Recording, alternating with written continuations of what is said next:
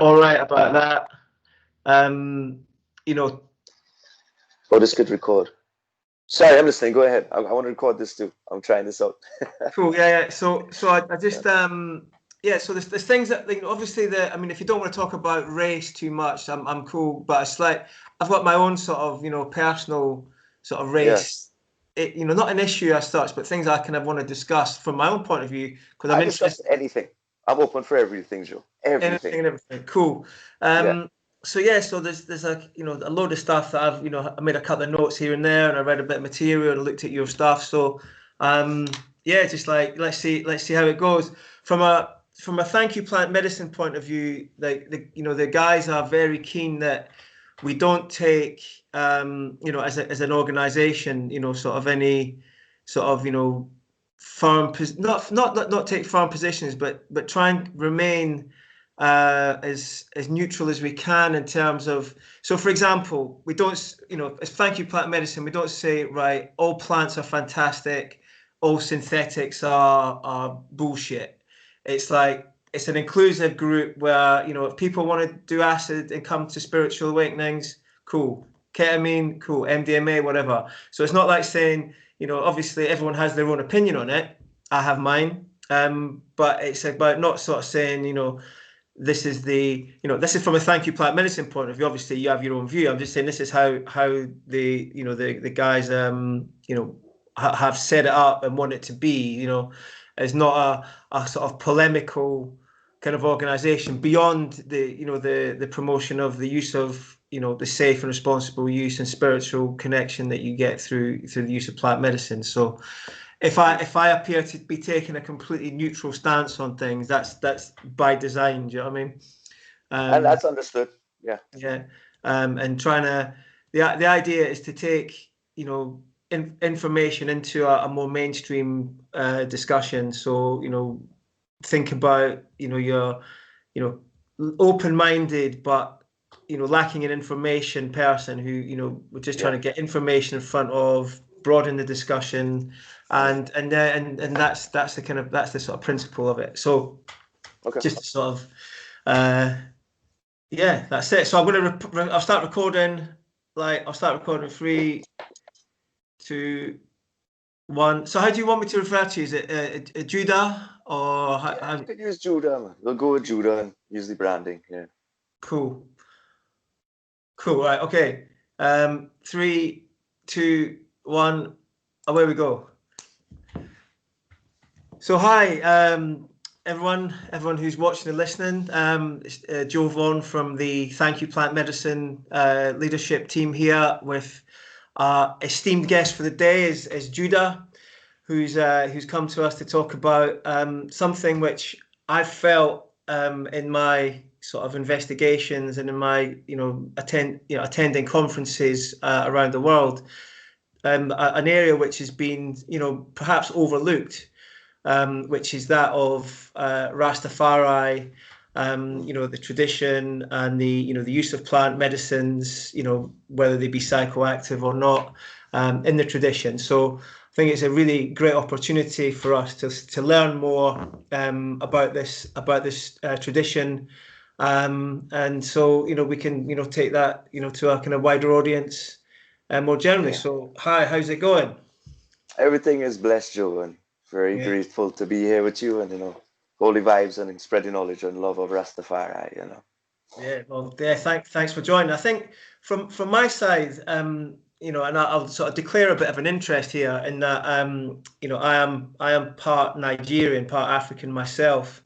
My grandfather was Nigerian, and so we went from Lagos to Scotland, to Edinburgh, in 1949, which is, I can't think of a more kind of extreme situation to find yourself in. So so I have a kind of an interest in sort of Africa and that as a result of that. But I've got to confess my almost sort of total ignorance in terms of Rastafari, its roots, its tradition. I probably have conformed to the cliche that I've seen in the media, the kind of mainstream depiction of Rastafari. Mm-hmm. So I'm interested. I mean, I know it's such a massive subject. You could probably talk for days, weeks, months, years about this. But just as a sort of, overview about the sort of spiritual foundations and tradition, if that's not too broad a question, and obviously we go from there. Yeah, that's an excellent question and an excellent introduction and respect to it, because at the end of the day, we always have to seek the root of the truth. And getting to the root is where we discover where everything else branches out from. And I mean, Rastafari started and has become something because it is the name of a man. Ras in the Amharic language, meaning head, crowned king, head of something, Tafari Makonnen is the name that was given to the child who has been crowned Emperor Haile Selassie. And he was crowned Emperor Haile Selassie by the Ethiopian Orthodox Christian faith, which is the oldest Christian faith on earth, that has the oldest documented Septuagint, illustrated, and largest. So written in the Amharic language, in the GEs. So when we get to the root of where Rastafari branched from and how he himself, as the King of Kings, Lord of Lords, the 225th conquering lion of the tribe of Judah, it all goes down to Solomonic dynasty of King Solomon and King David of the tribe of Judah or Yahudah. And he is of 3,000 years Solomonic dynasty. He was the last of the Solomonic dynasty to reign and rule over earth, because it was written in the Bible, in the Torah, is who sits upon the throne of Judah will rule over earth. And we can see that on earth right now. The Queen of England sits on the throne of Judah on top of Jacob's pillow. And we have the Rothschilds who claim to be Judahs as well. And those are the people running, the majority of the infrastructure of this plane of existence we live in together. Yeah, because something that I was trying to make the connection between, Ethiopia and the kind of, territory we now know to be Israel. So what's the connection between, how did it come from, the kind of Israel into Ethiopia? How did that come about? Excellent question. So Queen of Sheba visited King Solomon, and this was documented in the Bible and documented in the Torah and documented in a book called the Kebra Nagas, which is an extension of Kings and shows you the lineage of King Solomon and Queen of Sheba coming together to create a child. She sent her off with a gift because she came seeking his wisdom. He was the wisest king of all kings. He ruled earth as a Judah. And there are many Judahs on earth. The tribe is big. It's a lion tribe of Judah right now. And it's kind of coming into fruition by grand design and revelation. So sending that seed of King Solomon, where she visited Jerusalem, where he ruled over in the city of David, she was impregnated and sent back to Africa. And that son that was born is the son that Solomon said, send him to me when he's of age and I'll teach him to be the king, because he's now going to be my lineage. You now have two very powerful bloodlines. Because Queen of Sheba was one of the most powerful queens of Africa, and coming out of Ethiopia.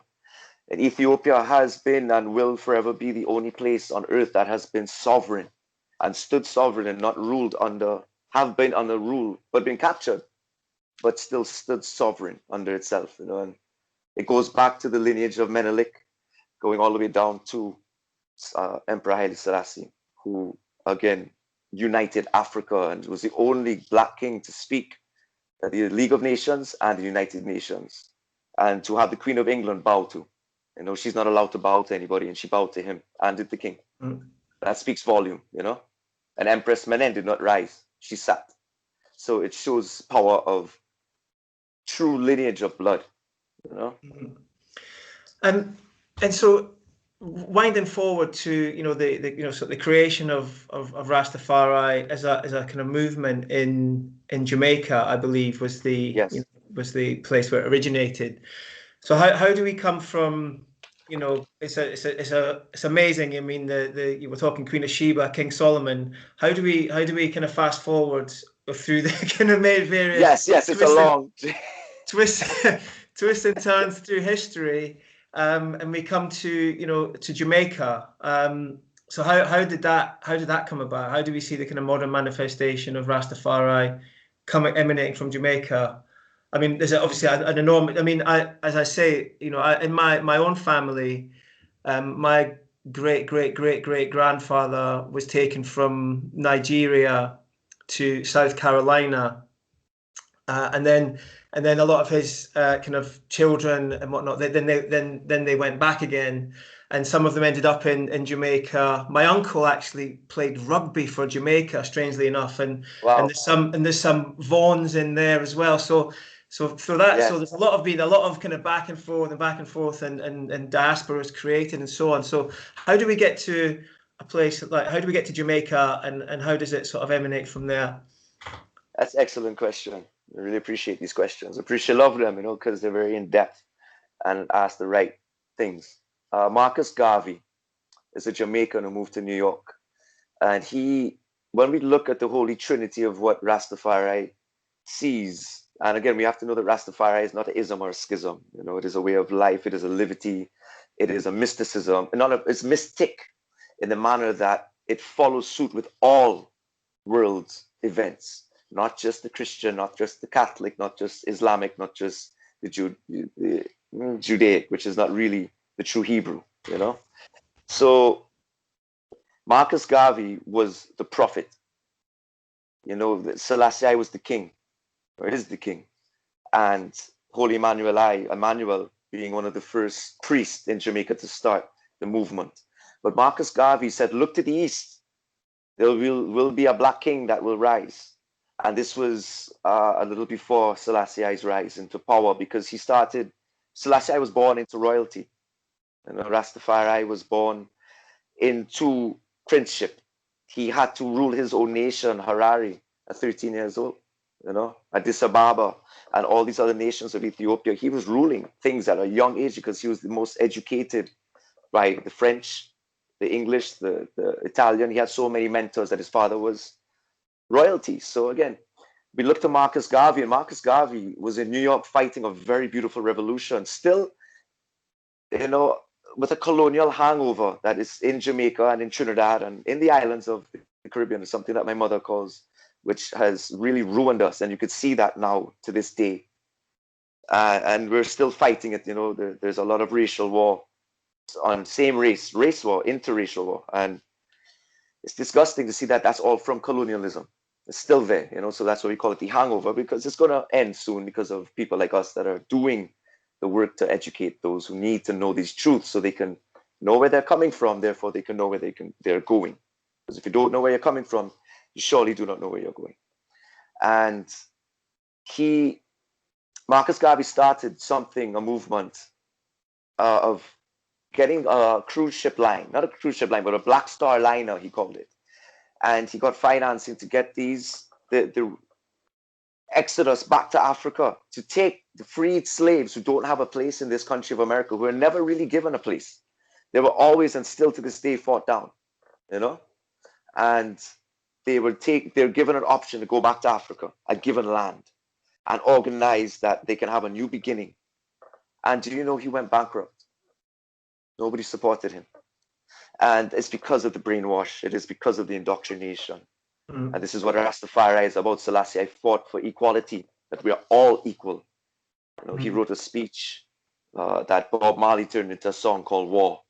Till the color of a man's eye is no more significant than the color of his skin, or skin no more significant than the color of his eye, there shall forever be war. It's a beautiful long speech in the United Nations, and I really urge everyone to go and read it, beyond Bob Marley's beautiful words, as he was king as well. Well, I mean, as I say, that really resonates with me, because my great grandfather was a guy called Scipio Vaughan, and in his Wikipedia entry, it says, he urged his children to go back to Africa, and to kind of, to reestablish, the kind of the dignity that was taken away. And I was crying sometimes when I read the Wikipedia entry and I speak to, it really brings me to tears, because, 21 years old, brought on a ship to South Carolina, and end up in South Carolina. and he was very skilled as an artisan, very skilled with his hands, and he made beautiful ironworks. And I guess maybe some of those big colonial houses, he was building the gates and building the railings and whatnot. Right. And Wow. he was so good at it that his owner, Wiley Vaughan. I mean, my name is Joe Vaughan. He took the name from Wiley Vaughan, who was his owner. So that's the name that I carry now, strangely enough. Oh. And yeah, he was given his freedom and set up, became a successful person in his own right, and sent his children, back to Africa, to create something. And they'd gone, to Liberia, and then moved from there back to Nigeria, and so on. So it's something that I studied African politics at college, and so I've got a little bit of an understanding of it, and been to Africa myself. So that kind of whole Afrocentrism is a really interesting thing for me. So Marcus Garvey sets up back to Africa, doesn't get the kind of the sponsorship or the following or the investment that he needs. So where do we go from there? So we see the king rise. We see Emperor Haile Selassie rise. We see him rise to fight off. This is World War II comes in. Mussolini steps into Ethiopia, crossing boundaries. The English have come in. The Italians have come in. The English and Ethiopia. English always play ally. They always play ally because they're smart. But yet, in my eyes, I see England playing in the battle of the past, both sides. They always do. But they make it seem as if they're on the winning side. They're always going to be in the winning side. That's the art of war, and that's what they do. So it's very funny how they came in and they helped after Selassie kicked Mussolini out the first time. He really came for them, and he fought them with sticks and stones and took their own machine guns over. He wrote to the League of Nations, he wrote to United Nations. All this was transpiring about Mussolini was sending planes of acid and poison and raining over his farmers and land and people. And they're just like, but I don't want to fight. Why are we fighting for? This is my land. You guys have your own. We're good. Let's unite. I was educated in your country. I'm always there. He sought help from everybody. And being the Orthodox Christian that he is of the Ethiopian faith, the Tewahedo Church, that church was started by one of the disciples of Yeshua. Jesus Christ, as some of them call him today, which I don't like that name. It's not his name. But again, that was one of the oldest Christian church in Africa. So you get down to Ethiopia, and he because of his devout faith, he was known and considered by all the world leaders the defender of the faith, and a very spiritual man beyond the religion, because it was not a control system where he had to talk to the Black Pope and the White Pope, and he had to hold them accountable. He was the judge, he was the king. He had to hold all JFK. He had to hold everybody accountable by being the example. And what Rastafari did when come to the Caribbean, my mother, beautiful enough, was a dancer in Trinidad. And when he visited Trinidad, she got to dance for him. And, the energy that everybody says that he carried as a small frame man that he is, it was an energy of a lion. He had that lion energy because he knew who he is. This is why people say he is God incarnate, Just like they say Jesus and Yeshua is God incarnate, it's because the power which they hold is knowing that they answer to no man. They are no slave to no man because they are creation of the Most High. And they believe in that, and by believing it becomes their truth. And in their truth, he flew the flag of the Lion of Judah, of King David, with his own Ethiopian, It's part of the lineage. It's still, he is of the house of David and the house of Solomon, as is my bloodline. As I've gone back, funny enough, you say to Scotland, taking it on a personal level. I've done my family tree back when I was 15 years old, and with all the family I had in England, they had access to so much libraries, and they did a lot of work for me. And I got the last names all the way back. So my grandfather's side and my grandmother's side, the Melisande and the French and the Italian, the Spanish, the Scottish, the Irish. I got to Robert the Bruce, King of Scotland, 1300s. Yeah, so my history comes from Scotland. My blood is from Scotland, and Scotland is always called to me, as does Ireland, as does England, as does that side of the world. And then it all goes back to Africa. All of us go back to Africa, down to the Chinese and Indians, and whatever you want to look at, we all branch from Africa, no matter what. That is the beginning start of civilization, and people there's documentation of how we branched out, and going back to Robert the Bruce is how I was able to go back to Judah, which the two twins of Judah that were born, Perez and Zerah, or Perez and Zerah, depending on what etymology you use of language. It's Zerah was born with white skin and a scarlet thread wrapped around his hand. Therefore, that was an albino with the red hair, and that, speaking of Nigeria and in your bloodline, it's that you come from one of those Israelites, out of those 12 tribes, and we all come from one of these 12 tribes, because they're not all, but many, because there are other tribes as well. Noah, whatever history you go into and see the documentation of flood all over earth, there were 3 sons, Ham, Japheth, and Shem. And those sons, one of them was cursed, and there was bloodlines of that. One was evil and one was good, and you see the separation in man on earth. And Selassie, Marcus Garvey sent it to Selassie when that's where Rastafari comes from, his name. And when it was before he was even crowned Selassie that Rastafari was about a thing. And then when becoming emperor, crowned, he came to Jamaica and he was met with a plethora of energy and men that their hair is Nazi dread like the African Nyabingi followers. Now, Nyabingi is a sect of Rastafari, yet Nyabingi is a queen of Africa, a warrior queen of love, but she treated everybody with integrity and honesty and equal rights and justice, and that was what all of the righteous leaders of Africa did, and you don't see that in the European countries. And then that spread out to the rest of the world. You don't see the equality. You have, I'm royalty and you're peasantry. And there's no, well, we were born equal, we were anointed after, then there's the anointment of birth that, there are those that have to have that because somebody has to lead those who don't know how to lead themselves. And Selassie has been known as the father of the fatherless because Rastafari, the Rastafarians, if you want to call them that, is a Trini man, we say Rasta man, and the Rasta brethren and Rasta lie on them. They followed the Nyabingi order, beat the drums, and they beat the heartbeat of earth. They follow the earth's heartbeat, and they beat down the dragon, they beat down the serpent, they beat down the eagle, and they beat down the bear. That's Russia, China, and America. And then they are the lions. Then you have the 12 tribes of Israel, which is another sect of Rastafari. Prophesied by an elder called God, who's believed and said that he was the reincarnation of God. From Marcus Garvey, all of this transpired just from that one prophecy of look to the east. And there was Selassie, and then everything transpired from Selassie. And then we have Emmanuel, the priest, the high priest, who put it all together for the Jamaicans and started, they have the Bobo Ashanti camps, which are the high priest camps.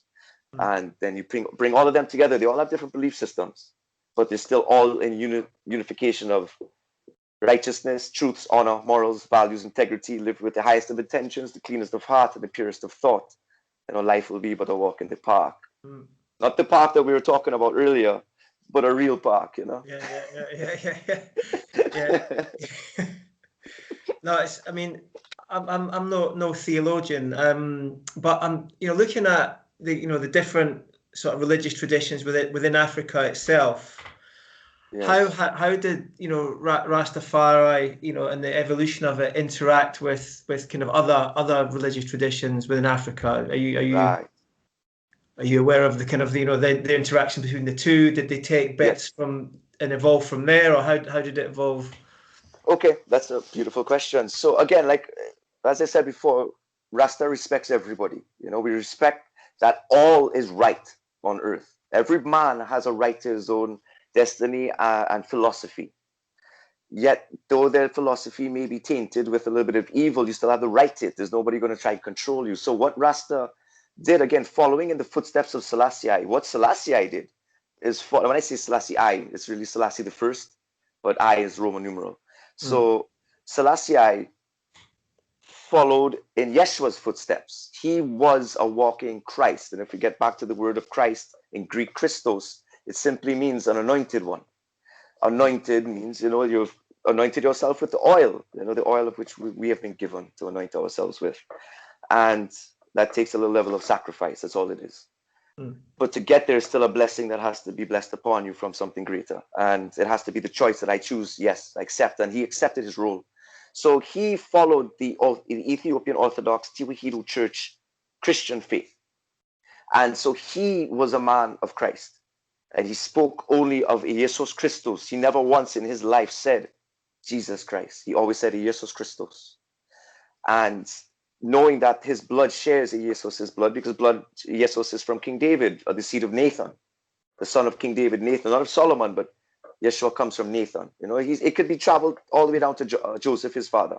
You want to believe in the Virgin Mary? She herself, Mary, was of Judah. So that's what it's been documented through the histories. Now, the faith that Rastafari now, as we look in modern day, where it has come from to where it is what it has become, there's a lot of discrepancies. There's a lot of fake Rasta out there.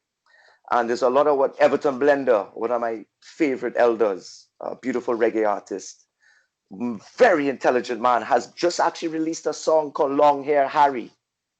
You know, it's enough of them look like the Rasta, but them are imposter. And you see that in the hip hop industry, all these drug dealing thugs, you know.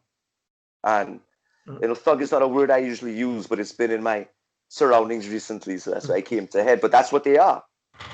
And they call the name upon Rastafari. It's like, you're not a Rasta, man.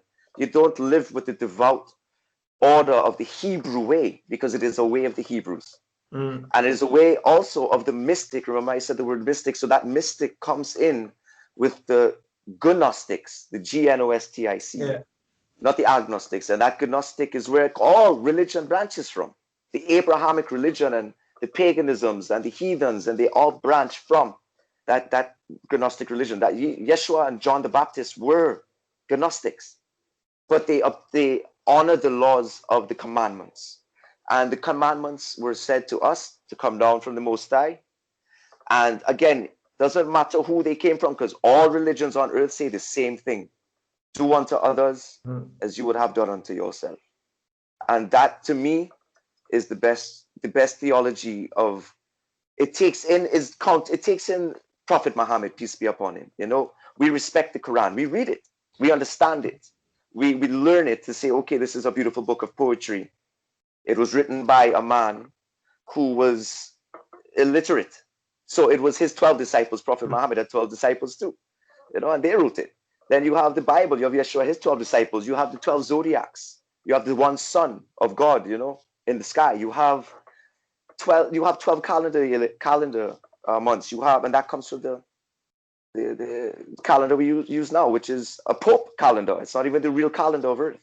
The Ethiopians go again. You see, there's a lot of discrepancies that people follow the Babylonian system, and then we have the Ethiopian system, which is the oldest system of the lunar cycles, where there's 13 months, 30 days in each, and 5 days extra. You know. And those months and days are different in how things transpire. Like winter is not the way fall and summer and spring. Everything it correlates to the rest of the world.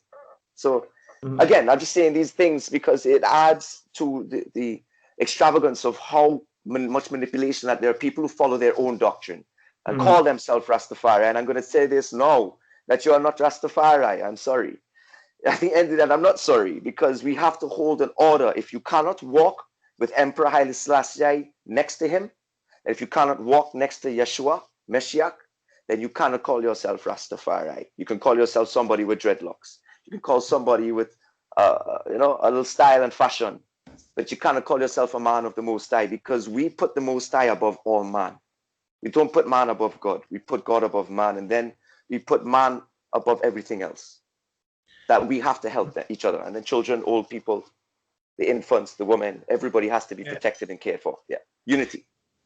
So, in terms of how it's practiced, so I was reading about, you know, there's a sort of process of, is it called reasonings? Is that something which still goes on now, where people kind of come together and they share kind of, you know, doctrinal information, or how does that work?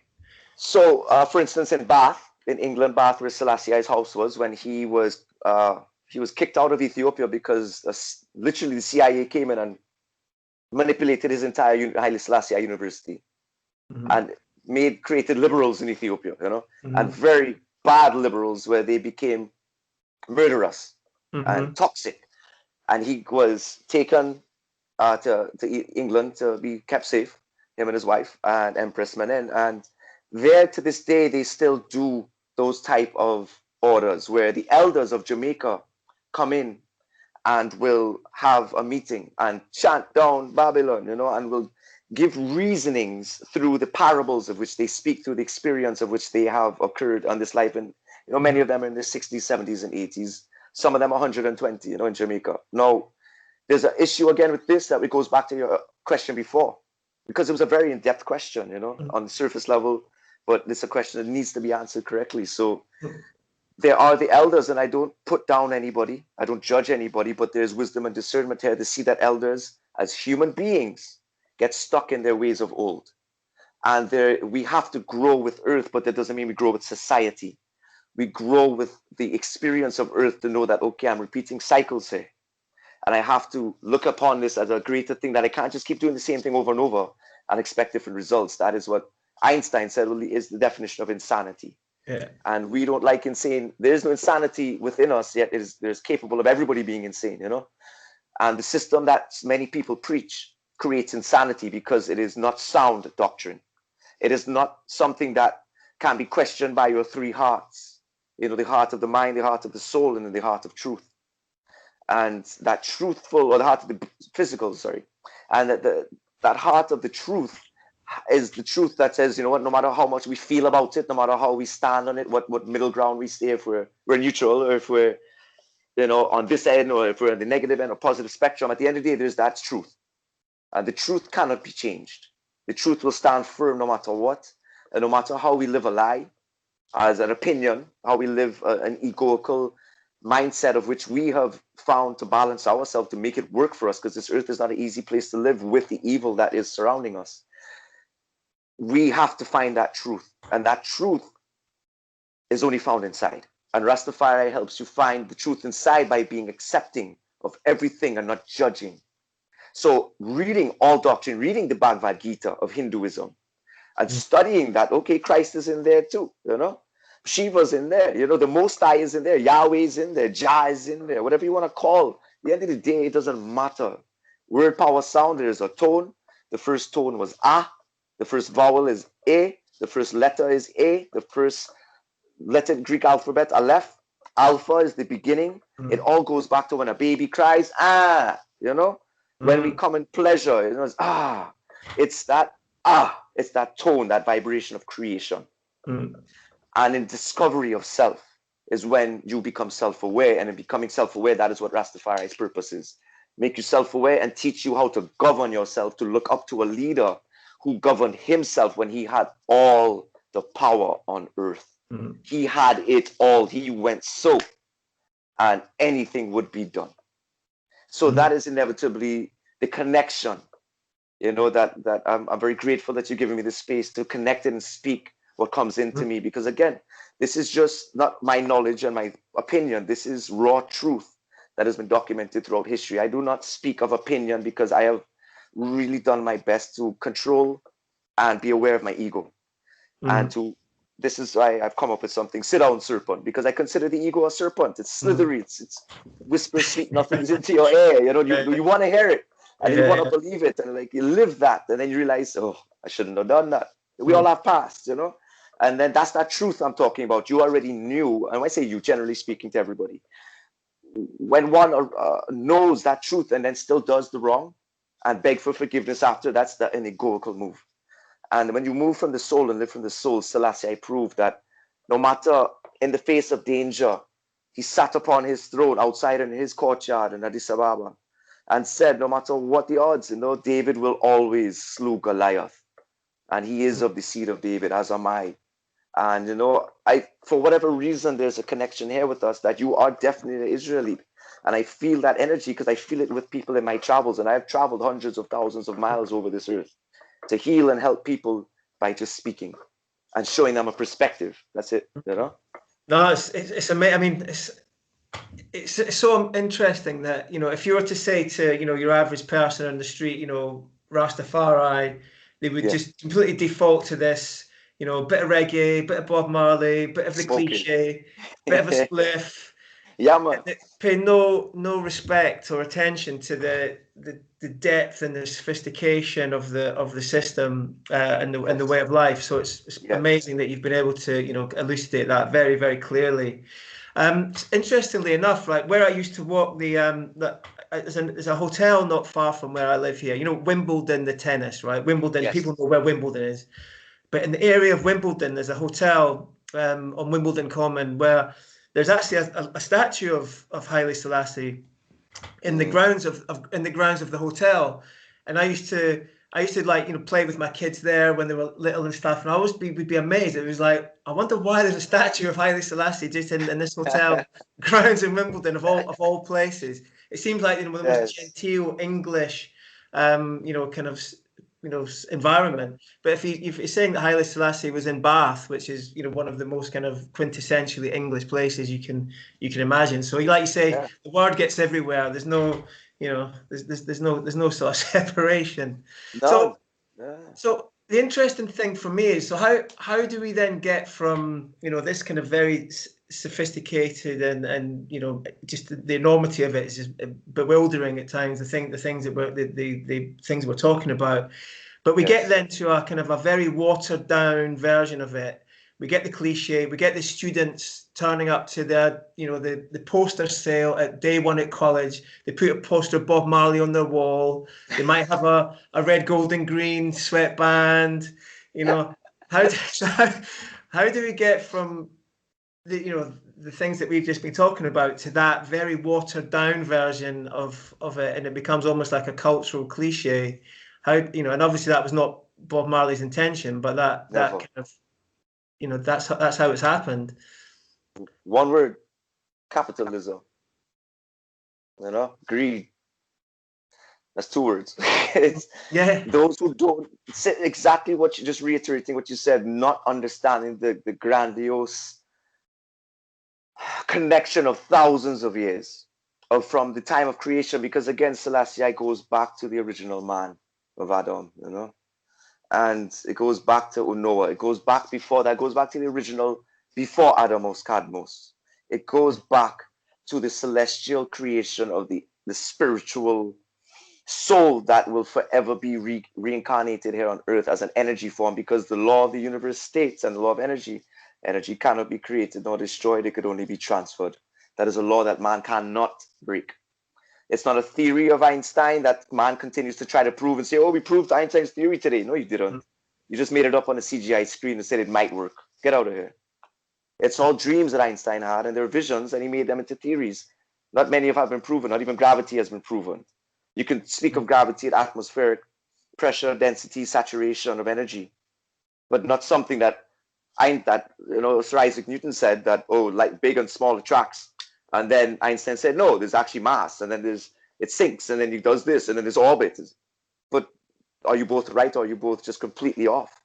Because birds fly, and oh, that's aviation. That's this. It said, yeah, but again, it just doesn't make sense. So again, we have to find out what makes sense. That's why I'm saying these things.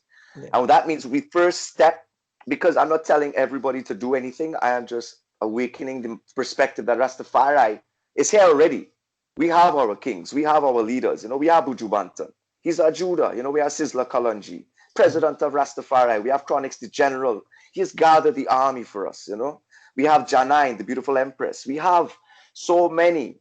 You have a lot of other Rasta artists that are not preaching Rastafari and preaching the militancy of what we live, because it is a militant mindset to be militant with the self, therefore to be the example for the children, because it's all for the future. We have to lead the children, and you know this as a father. And again, something we're talking about behind, you know, in VIP section, you know, we were talking about protecting your daughter, you know, and your children. So again, it's the first step. I see positive in everything now. You know, we have to learn to see positive in everything. Before, we could see negative in everything. I see the negative, but we have to live with the positive. I see all, you know, and seeing all, I'm not bigging up myself. It's not an egoical state. When I say I see all, it's because I put the problem in the middle and I walk around the problem, and I look at every perspective, all 365 degrees of it. And you realize that every perspective has a different solution and a different problem. And you say, okay, what's the main problem? How do we get to the root of how we fix this? And I myself have been wearing a Rasta elastic, band since I was 15 years old. When I first saw it, I said, I love that. What is it? And that's why I started diving 13 years old. And at 15 years old, I dived deep into Rasta. I did projects in school and everything in school. I dressed for Halloween. I dressed up as a Rasta man, and that was my thing. Everything was Rasta, and it's just, and that it was the journey for me to get into where I am now in my, going into my 40s soon enough or later than whenever. And it's questioning everything. That is the beginning. Question, and don't question the big questions. Question the small questions, the questions that somebody always had. Why is the sky blue? Why is this ocean a different? Why does the Atlantic Ocean and Pacific Ocean, they can't mix? Why are they like oil and water?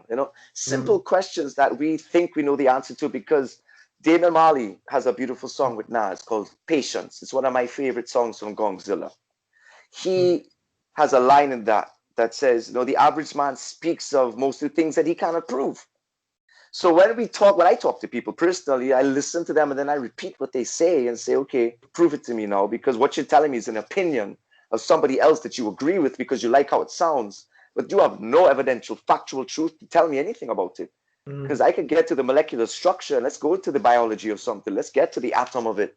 Let's get to the monatomic form of it, of gold, and realize that has levitation properties that denies the pseudoscience that is taught to us. Once you start to question science, you realize that science has now become a religion. It's no longer the litmus test of the scientific method, Yeah, I mean, I just finished a really interesting book by an economics professor who'd written a book called Debunking Economics. And he goes through all the the kind of the dogma of the kind of economics kind of profession, and kind of just disproves it on its own terms. And it was quite frightening to me to think that most of our policy is developed based on these kind of erroneous principles, which are disprovable in their own terms. And I was just at a point I was just kind of a bit head in hands going, what where do we go from here? It's like we got to start again. Not in this conversation, but in terms of rethinking the whole economic kind of paradigm, really. I agree. So I mean, as you know, I'm working with the Thank You Plant Medicine movement. And at a given point, when I start talking about plant medicine, I didn't want to go straight there because that's what everyone sort of knee-jerk. But I mean, I understand that plant medicine, not just from a psychoactive perspective or a mystical perspective, which is a very key part of it, I guess, but the relationship of Rastafari to kind of plants, to nature, to diet, and a kind of holistic view of the human in terms of kind of health and whatnot. Can you explain a little bit about the kind of the Rastafari way of life, how it relates to food, how it relates to plants, and then maybe we'll get on to talk about the other, the ganja later, but just in terms of the broader kind of Rastafari approach to life, health, and whatnot. Of course, not a problem. And okay, just a quick thing on the ganja. The ganja is considered a holy sacrament because it is a respected, plant. It is a very spiritual, a necessary plant to help us see ourselves. So going into the diet of Rastafari, it follows. You see, many people have their own person. We have to know that everybody's different in their biology. We may be born as equals, but we're still different. That my blood type and your blood type may be different. Me A positive, whatever it may be. Somebody may be a RH, and have special blood. So it's that food. We have to educate ourselves as Rastaman to what works for us. And if you look at a pescatarian diet, many Rastas go away from the meat carnivorous diet, or the carnal and carnivore style mindset that I need blood, I need protein because that's strong and that's going to make me strong. But those animals that are strong eat grass, so, and we are not carnivorous, sorry. We are all plant-based beings, and we can survive in any aspect and manner of which we want to. We can survive on water. We can survive on sunlight. There's a yogi in India who just looks at sunlight and drinks water. He's been living. He's not the strongest of men physically, spiritually, Yeah, can't yeah, touch yeah. it, you know? Yeah, Yeah, yeah. so it's part, your body can do anything what your mind tell your mind what to do with it, because we are the leaders, you know, and the mind can't control us. We have to control the mind. So it starts with a pescatarian style due to, first, what we must take is the same Nazarite vow that Yeshua took, you know, and what was taken by the Nazarenes. I know the Nazarene and the Nazarite vow is two different things. The Nazarite vow is a vow, you know, you don't cut your hair. And again, it's a temporary vow. It's only supposed to be done for a couple of weeks to a month or two, maybe. And it's not supposed to be forever. You know, I've done it for a year, just to see how far could I do this. I want to test my boundaries.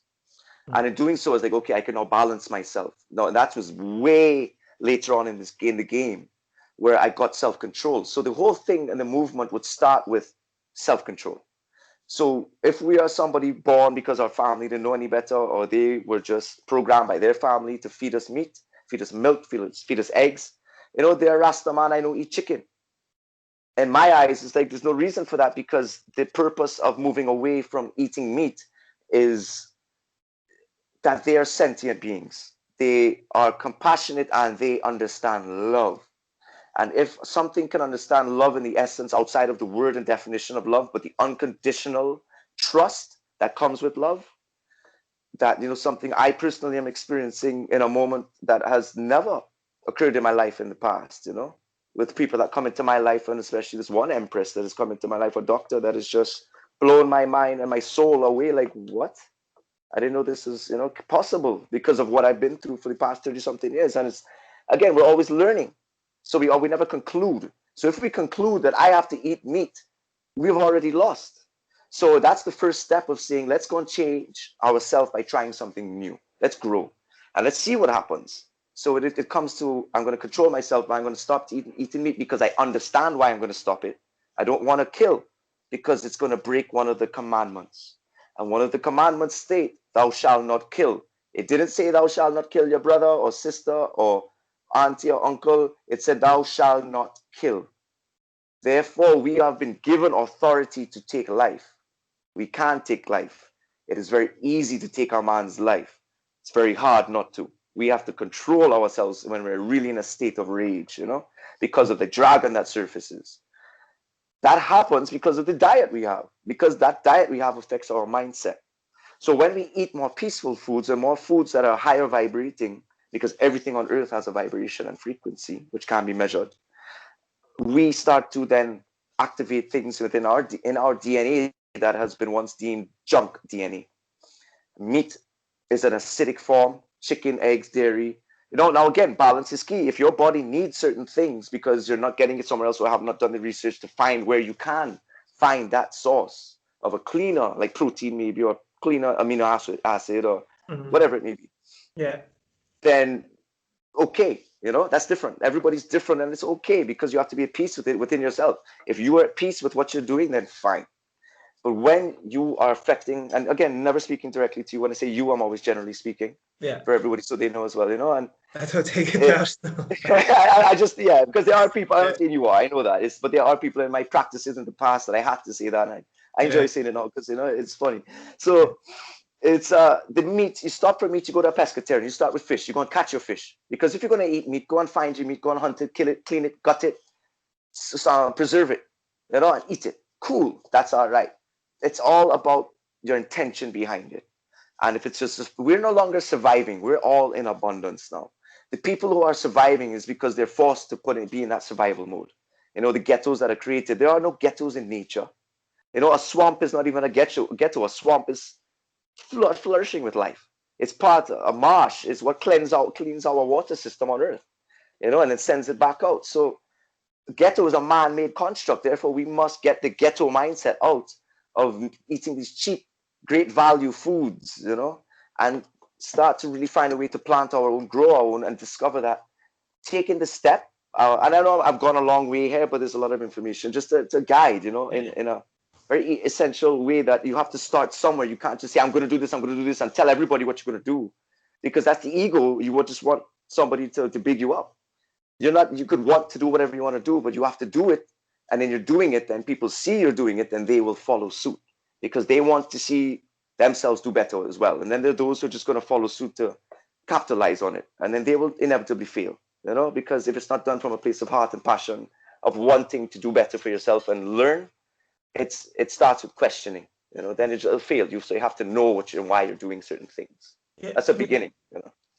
I mean, we've reached a point. I mean, even in the kind of higher echelons of the conservative party in the UK, so in the kind of the right wing of the political spectrum, are now acknowledging that we have a crisis in our soils, right? We have a crisis in our food production potentially. And one, there's growing movements for localization. There's growing movements for kind of soil regeneration and growing movements for sort of rewilding and encouraging biodiversity to kind of reassert itself.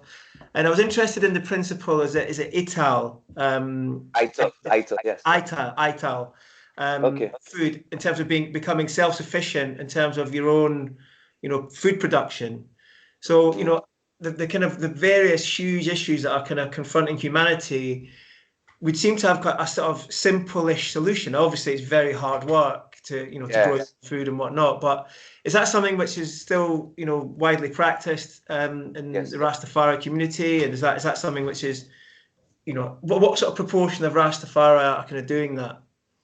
Beautiful that you asked that question. And again, it goes, I personally, as a man of my own, I know we have farms in Oregon. Me and my father grow so many things in the back of our own home right there in Florida.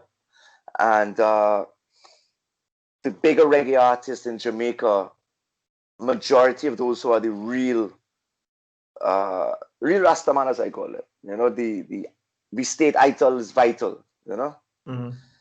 They have their farms. They move earth. We move earth and we put our hands in that soil and we dedicate our time to, if I can't feed myself, then why am I living to work for somebody else? Why am I on that road or driving to work to go to a Babylonian system to be fed by their food and get some money from them to do work for them? I should just do the work for myself.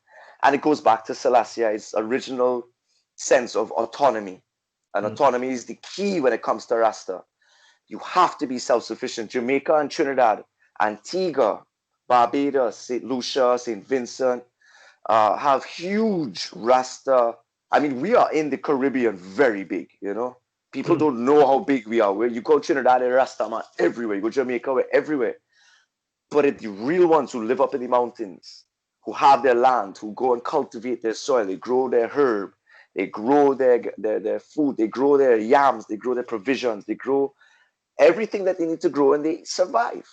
And they survive and they're fit, they're muscular, they're not bulging with muscle and powerlifting, they're using that soil and earth, and in doing so, you connect and ground yourself, and some people don't have that opportunity. In England as well, that's where the hydroponic system comes in. I'm big on hydroponics. And I do all of my I do a hydroponic system even outdoors. I do not use fertilizer. We do not use fertilizer in our ITIL food. Everything is organic. So I use organic tea that I bubble. I use a lot of chicken poop and seagull and bat guano and those type of things, and a lot of composting. So again, it's just to do a little bit in the little space that you have, and then you will expand, because in everything we do, we expand. It's all about expanding. So we have to do that. And Rasta has been doing that. Jah Mason, one of my favorite reggae artists, is a leader in the farming. He stopped doing a lot of the social media stuff and everything else out there to be in the limelight, to settle down with his queen and children and farm and get his community together to help farm and feed the community. Sizzla Kalonji, again, the president of Rastafari, the CEO of what he said, we're just going to copy Babylon. What Babylon does, we're going to do too, but we're going to do it better. And we're going to do it by ourselves, and he has a Sizzla Youth Foundation where he has farms and places where he grows everything, and they come and help, and they come and see as children what it is to farm and what it is to have that. And I grew up on a farm. My father left this lifestyle after being very heartbroken by women and men and people taking advantage of the good nature of our Judah lineage, not knowing where we come from, growing up very humble and very poor, and then making it finally, and then people still taking advantage of you. So farming is something that my mother, when they came together, went and they lease. They didn't lease, they went to a friend and said, we want to cultivate 15 acres of your land. And we started cultivating 3 acres, and he had like 100 something acres, and gave us that for free, put a 40-foot container on it, built around it, and lived there. And we started to grow our own, live in a manner of autonomy, self-reliance, self-governance, self-dependence, self-defense, a big thing, and self-love. Because when you're out there in isolation, you have to entertain yourself, And this is days of no internet. This is days of books, and you come to town and you sell your food and you go back into paradise, away from society. But you can come and mingle with society as a king and queen. When I say king and queen, it's an energy, it's a mental state of mind of, you're creating a kingdom for not just you, but for everyone else. It's a selfless act and of giving. And, it goes back to trade system, because you spoke of economy. And economy, the whole economical system is a sham, as you know, and it's based off of lust and value and pleasure and what we feel inside. It's based off of feelings. It's not based off of anything of math. It's not based off of something that of value. There's no value, So the value of the trade system, what we originally had, is an amazing system.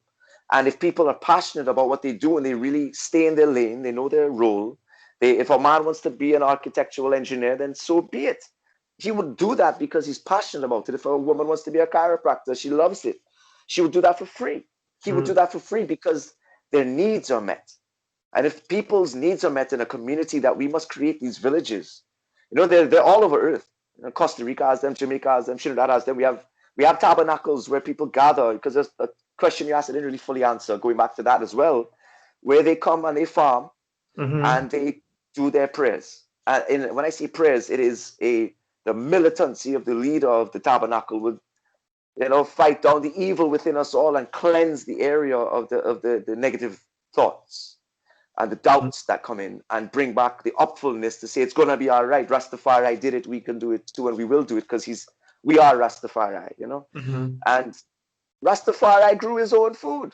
I said he was the farmer, but there's so many pictures of him watering his plants, because it was something that he found peace within himself. It's something in our bloodline as Judahs that I have seen amongst my travels, and many other Judahs I've met, that we love to be earthed and touch that ground soil, but we love water. We love to be around water as well. And it's a mixture of the power that we are water, So we must water where we go. Wherever we go, we must water it, and it will grow, The grass is not green on the other side. The grass is green where you water it. But you got to plant that grass first. You got to dig it up and put some new grass sometimes, And then there are places where abusive relationships and things, you got to get out of that. That's different, I don't want to generalize just one thing and then say, oh yeah, because our minds and egos tend to grab and pick things we want and then associate it to our life. And we got to be careful with the psychology here as well. So there's so much more I could expand on that, but there's so much art that do that in the Caribbean, and I am one of them, So yeah. And the thing from my side is, I know we've only not even half scratched the surface yet. That's the crazy part of this.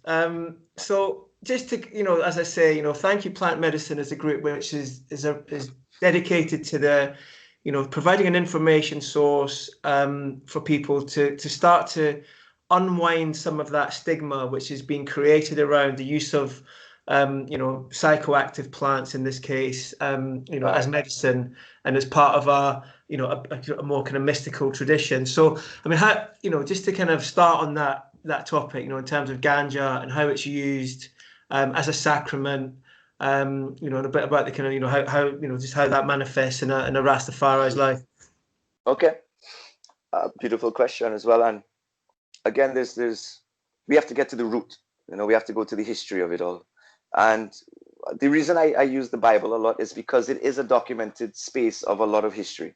There are some half-truths in there, but there's a lot of history, historical, evidential fact that is there and can't be proven when people really seek to find the truth in it. When they seek to disprove it, you can find all kind of theories, but this could have happened, that could have not. There's factual truth there that cannot be denied, For instance, Mount Ararat. It goes back to where Noah's Ark fell and he was told to go and grow grapes to make wine. The first vineyard on earth, is on the foothills of Mount Ararat. It is the oldest vineyard on earth. So what are we talking about here? That's not a confirmation bias. That's not cognitive dissonance. That's fact. That's truth. So again, the story may be an allegory. There may be changes and shifts in it, but there's still fact there. So to that fact, let's get to the temples of how they used to worship back in the day. The pyramids, you know? The pyramids were filled with incense, and the tents of the tabernacles always had a pointed triangular top. And the dome tops came later on after the heliocentric model from the Freemasons were made, you know? So everything was geocentric back then. So we look at the smoke. They used to go and obtain the most expensive incense from the Orient, as they would call it, and from India. And incense now, cannabis was an incense. It comes out of Afghanistan, you know. It was said to be found on King Solomon's grave. But, you know, not saying it was discovered there. It was found there as a, not founded there, sorry. It was discovered there as a, you know, also. So in part thereof, India and Afghanistan and China have been using cannabis for tens of thousands of years, documented. These priests always talk about the smoke. So when they light the incense, I mean, they're lighting a little split, they're lighting a big bush of this, and it's filling the room, and they breathe in this smoke. So in the spiritual essence of breathing in this smoke, now they become in tune with their spiritual higher self, because they are already living the clean life, because the only priests were allowed to do this, I'm going back to the Bible or the Torah, were the Levites of the 12 tribes of Israel. They're the ones who were deemed responsible to protect the Ark of the Covenant, which is, you know, also our mind.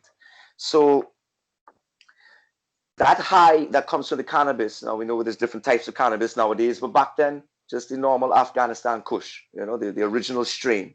That's one of my favorite strains. I have some of that strain growing, you know, all over, and I love it because it is a deep indica that gives you, it's not all about the crystals and the THC and the CBD, it's about the herb, and it's natural, you know, and it's gives you that space to melt the ego, melt the mask away, and see yourself for who you really are, and then tap into yourself. And that's what and once you get past that, you then tap in and come back out, you know, and then you come back out, you're in a whole different realm. And in that realm is the realm of the Most High, the realm of consciousness, the realm of the energy of the realm of your DNA, because you're just really going in, and it's memory energy. And so tapping into that truth, this is where cannabis helps. And now cannabis has been abused, it's been over marketed, it's been capitalized upon. Greed has destroyed so many things. You have the shatter, you know, you have oils, you have things that are giving people lung problems, holes in their lungs, you know, things that the herb itself will never do. But when you eat it, when you extract the healing medicinal properties, the healing of the natural medicine, the cannabinoids, we have a cannabinoid system, we have an endocannabinoid system. Our body creates cannabinoids. Therefore, we will activate and deactivate certain things if our cannabinoid system is not being fed properly. We need a little herb, and the herb helps. But when you take too much herb, you then become dependent on it. Then you're overreactive cannabinoid system or underactive. So there has to be balance in everything. That's why these priests would do their things in a balanced way. You know, they're getting on a different high, and we can go to mushrooms from here because mushrooms are in the Bible as well, in the Torah. I was going to ask you about that, because I mean, I've seen some presentations from people who've gone through, you know, African religions and whatnot, and various artworks and various kind of gods and sort of belief systems which are based around, you know, mushrooms. Yes, and that's amazing that you've seen that and discovered that. You know, not many people have. So that's, you know, hats off to you. it's in the Bible, if you look at the description of how they speak of in Exodus or Torah, I'll use the Torah. When Exodus, they're walking and they're hungry and their faith is lacking, and Moses is doing his best to keep everybody up, because what should have taken an 11-day journey took 40 years, 40, you know, because they had to go through the land with the trials of the Nephilim and all these things, but they lost their faith. All they needed was faith for 11 days. And Jah gave them so much reasons to keep the faith, and they just kept failing because they couldn't believe in themselves. Manna. The word manna is found in the Bible, and that is not the English translation. That is the Hebrew word itself from the original text. And what it means in Hebrew literally is, what is this? So when people nowadays, especially in this Western culture, this Western civilization of ignorance, and I don't say ignorance in a negative way, I say it in a way, it's just like just ignorant because they don't know any better. Just don't know yet. There's no any better. It's not a you're ignorant, no. There's nescience and there's ignorance, and then there's choice. And now you're not ignorant because you choose to educate yourself. You choose to stay in that, then that is an ignorant move. So we get to the Western world, they call it bread. They say manna is bread. Manna is not bread. There's no bread growing, raining from the sky, coming up and dying when the sunlight comes out, and turning to black. Mushrooms turn to, it's the entire lifeline of a mushroom, because when mushrooms grow, this is a 7-day, one from the time the first little needle head comes up, you have 7 days to 9 days, and then that's it, they're done. They don't have longer than that. They go to black. And again, then they repeat the process. Now, this is something they didn't know about. They're in the middle of the wilderness. They've never seen this before. It's not maybe part of where they're from in Israel, Or not sorry, in Israel, in Egypt. It definitely wasn't in the desert, So they're coming to a different land now, going. And you look at glass, you look at imagery of Yeshua, and there's a lot of mushrooms in his hand. The the Amasita, the beautiful little toadstool. Yeah. There's imagery in churches all over the world of that. It's like, what? If you look, you'll see it. And if there's people who've done some beautiful YouTube videos on this, I highly recommend go seek that perspective, because again, it's not full truth. It's a perspective that could be, acquired and seen for what is the purpose of this psilocybin? Because some will kill you and some will not. And what's the purpose of that? Because again, ganja, but the thing, go back to ganja. Ganja can't kill you. There's nobody ever died from ganja. You can't overdose. What will happen? You'll fall asleep, and you'll have a peaceful sleep, probably best sleep in your life. So it's again, that's the history. Now getting to where it is now, that's where we call it the Holy Sacrament, because we have to be able to hold ourselves accountable. We as men have to hold ourselves accountable as Rastaman to be able to teach our empress, and they teach us as well when it comes to the motherly love that they bring, and the creation of the womb that they house our phallus in, they house our sexual energy in. And that's why this king and queen is always the big thing in Rasta, and the ganja is a big thing. It helps us keep the ego at bay, until it's no longer necessary. So would sort of psilocybin and mushrooms be, allowable in a pure kind of Rastafari, sort of environment? A lot of people do not subscribe to that. A lot of people that I've come across do not subscribe to it, and in my travels talking to them, I was like, well, why haven't you tried it? It's something that's natural. Jah created. It's a fungi, it's a fungus. It tastes good. It's healthy benefits all outside of the psilocybin ones. What's the issue? And then I hear so many elders come with so much it's not cognitive dissonance, but it's a confirmation bias to make them believe their own system. It's like, but that again, you're negating the fact that Jah created it and gave it to us. And it's not something that we need every day, but it's something that if people need help, if people need help to get to a next level of internal self-awareness, then there's nothing wrong with it. Once it's done in a manner that they're explained and understood, and what one can transpire, and that you have to make sure your environment's good. You have to make sure your mind is going to be clear when doing it to the best of your ability, because bad trips can occur, and these bad things happen because it's manifestation of our own fear. So again, it gets back to people in Rastafari carry fear. So then, and again, it negates you're not a Rasta man. You can't fear something if you don't. People fear what they don't understand. So I, for myself, because of going through soul-crushing moments in my life where Selassie was my strength, there was still, I needed to know more about me, because I know about him, but I need to know about me. And I can't get there right now because of where I've been put, like in a prison of my own mind. I'm speaking of personal experience years ago. That helped me. I went and got spores. I went and made my own stuff, and I grew my golden teacher. And in doing so, I tried that, and I had an experience beyond the spiritual realm that I've ever experienced. And I've again, it's not something I'm going to do all the time, but if there's an opportunity and I feel that the space is right, I would like for example, ayahuasca, we take it to another level, the DMT, you know. But before we get there, it's that's again, now this is a personal opinion that comes from me, but again, there's factual truth to it, that there's so much benefits of these things that need to be explained and given to those who need it. You know? Yeah, I mean, for sure. I mean, there's such a huge range. I mean, there's an infinite range of, approaches and methods and reasons for coming to plant medicine. I mean, I've had experiences on a few different ones. Mushrooms, ayahuasca, wachuma. So I have a kind of reasonable steer on the power that each one has. But one of the main things that I got out of plant medicine experience from a psychoactive point of view was actually some physical healing on a joint problem I'd had. Like I had a hip problem, so that was the last thing I expected, was to be able to, fix and I was due to have an operation. I was due in for surgery. I had the best physios looking at it. They were, messing around. I was getting MRI scans here and, all that stuff. I mean, fortunately we have a NHS, so it wasn't costing me thousands of pounds, but it was literally, ayahuasca ceremony fixed a hip problem. And I was like, that was the last thing I expected. So, I mean, I know that people use, mushrooms for, at very high doses for, tools of exploration. I know that people use them, microdose them for increased creativity and everything in between.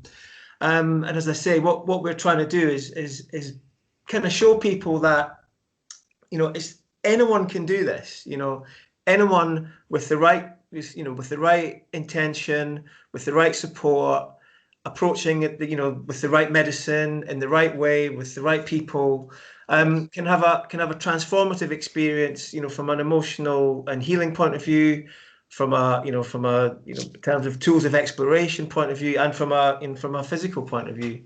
The options are just immense. And I'm really interested that mushrooms are part of the discussion. I'd wondered whether or not there was more of a hard line within Rastafari that certain things are okay but other things aren't. But it's interesting that you say that there's and agreed. And again, it was part of my being to figure out hold on, but this is in the Torah, and we follow a lot of the scripture of the Torah in the manner that we don't live by it, that this is the way, because we don't go killing people. We have to understand the words within the words, the truth within those words. And the only way to do that is explore and experience. And we, as etherical beings or infinite beings having this finite experience, it's not a synthetic form. Like for instance, acid. We brought up earlier in past that's a synthetic form that man made trying to replicate mushroom.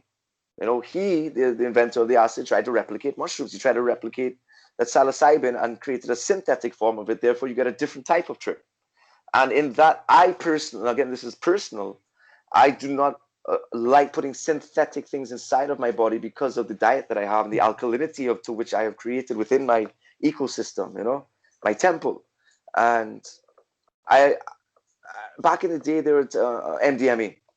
That's something that releases your serotonin and dopamine and straight to the top, and you're just in euphoric state. And I've done that by mistake. Somebody tricked me, told me it was something called Marley. Somebody I trusted, a good friend of mine, he told me something called Marley, and it was like this powder, and he put it in a shot glass of water. I was like, what do you mean Marley? Like Bob Marley? He's like, yeah. I was like, so compared to ganja, what is this? Like, it's just like powder form ganja. And he really sold me on something that lie. And I was back in the day, in my DJ days, I was in a strip club just chilling because I knew the owner of this strip club in Tampa. And, this guy gives me this thing, and with it was like two strippers there. It was a dead night. We don't care, we're not spending money. We go there just to chill. Back then, not anymore. And two of these girls who were friends of mine were there dancing on stage. Like, oh, we want to try too. So it was just us in this club. by ourselves, and everybody is just like 4 or 5 of us, and everybody's on Molly, and it's like, okay, this is the first time doing this, and I'm looking at a stripper dancing in front of me. It's just a different type of experience, of the most Yeah. beautiful experience of a beautiful woman in front of me naked, you know, and like, this is, I just want to touch you, and I love this. And that, again, those are the things, being tricked into those things, and then seeing the path of which it could lead down to, due to, you know, addictive personalities. And again, it has to go back to the mental of the individual. And those synthetic things, like I have had experiences of releasing my own DMT through meditation and the use of ganja, you know, and edible ganja, not smoking, but edibles, oil. And going into a 2-3 hour long meditation where something, an energy comes in and physically like moves me, pushes me underwater in a meditation. And it's that DMT, and you have an outer body experience, and you look at yourself wailing around, you know, and you say, what is going on? Yeah, it's there's so much different things that can transpire. So again, if we can do that within ourselves, we don't need the external validation. And that in itself is where I would understand Rastafari would be, you know, draw a line. But to know to what experience that one must, you know, I never took mushrooms before I had that experience within myself. I never took any sort, I mean, Molly I did before, but when it got to that DMT release within my meditation, I knew exactly what happened like 2 weeks later, because I had this, what they would call the Christ consciousness, come in. For 3 days, I was up, I didn't eat, I traveled, I jumped, everything came in. The knowing of what I need to do for myself right now at this moment. I need to leave California. I was living in a 4,800 square foot home, you know, 7 bedrooms, 5 car garage, you know, beautiful model girlfriend at the time and her beautiful daughter. And we were just going through this experience, and boom, I woke up out of this thing, and I said, I have to go back to Tampa and help my family. I need to go now. I need a 1 week. I chopped down all my ganja plants. I had 64 ganja plants growing indoors. I left off about $50,000 worth of music and studio. I just walked away from it all. I literally grabbed the Bible my mother gave me, my backpack with my laptop, and I said I need to drop to the airport. You know, it was an all-knowing experience. And for 3 days I traveled, and in that experience, so many things occurred because of the awareness, it's self-awareness. It was quite beautiful. But again, I came down after those 3 days, and it's been a place in the past that I've been trying to get back to, because there's no substance on earth that can get you there. It's within. And I've realized within this year, you know, within the lockdown, sorry, I'm finishing up here. It's within the isolation is how you get back there. And you can walk there every day and be in that without, you know, the usage of those beautiful tools, but they serve a purpose. And I appreciate them, you know, so I understand that. Yeah, I mean, one of the things that really got me on this path was watching my children being born. So the first, I've got 3 children. So the first child was born in a quite a kind of medicalized way, you know, naturally, but in a medicalized way. There was interventions which, in retrospect, seemed very unnecessary. So after, you know, we very successfully had the first child, you know, thank God for that. But then we started to look at, you know, different types of options for childbirth, and we started looking at a more kind of spiritual dimension to it, you know, with using hypnotherapy techniques and whatnot. Wow. And so to kind of cut a long story short, I was in the room when my second child was born, and I watched my wife go through a kind of pain, you know, she didn't have any pain, didn't have any epidural, didn't have any kind of interventions. And I watched her go through the birthing with my son. And the sort of the union of the effort of the mother with the union of the effort of the child, and the kind of cosmic force which comes through the situation, and just watching that sort of transpire, but like you say, without any, you know, need for any, you know, pain relief or anything. It just happened of its own sort of accord. So I guess I really resonate with what you're saying about this kind of, you know, vision state coming on just in and of itself. Obviously there can be, you know, help along the way, but seeing the capability that we have to connect with that, you know, divine source, you know, ancient, I don't know, it doesn't really matter what you call it. But that thing that you guess you know it when you see it, you know. Yes, and I saw that, and as I say, that was without any plant medicines, without anything of that sort. That said, I mean, you know, I've done, for example, things like talking therapies in my life. I use all the tools. I'll use talking Yeah. therapies. I'll use cold water. I'll use meditation. I'll use breath work. I'll use plants. And I discovered fasting recently, and the diet was maybe the last thing that I really had to kind of look at.